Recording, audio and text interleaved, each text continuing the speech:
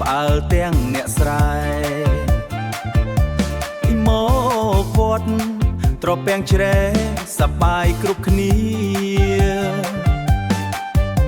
សង្ក្រានต์ឆ្នាំថ្មីទេវតាចុះមកជួយថែអ្នកក្រុងអ្នកស្រែរួមលេងកំសាន្តកុំបីបងអង្គយូរឡើយណានៅ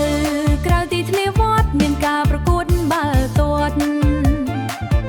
យុវជនยังស្វាហាប់ទាត់បាញ់ចូលទីដណ្ដើមយកជ័យប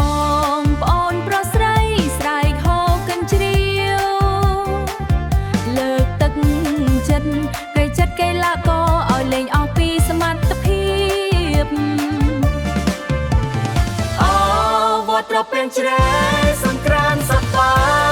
យម្លេះទេមានល្បែងប្រជាប្រិយខ្មែរទាំងចាំងទាំងក្មេងរំរែកកំត្រឹមទាញព្រាត់បងអង្គុញចោលឈូងបង្ហាញស្នាមញញឹមសង្ក្រានต์វត្តយើងកន្ត្រឹមញាក់សាច់រំលេងសប្បាយសង្ក្រានต์វត្តយើង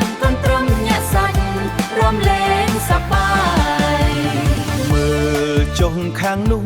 លេងលាក់កន្សែងក្មេងក្មេងសើចក្អាកក្អាយលេងល្បែងបុរាណយើងខ្លាំងទាញព្រាត់ផ្អើលភូមិខ្លាំងរាំកន្ទ្រឹមមានទាំងបងអង្គុញចោលឈូងតាមទំនៀមខ្មែរវត្តត្រពាំងជ្រែសង្ក្រានต์សប្បាយម្លេះទេមានល្បែងប្រជាប្រិយខ្មែរ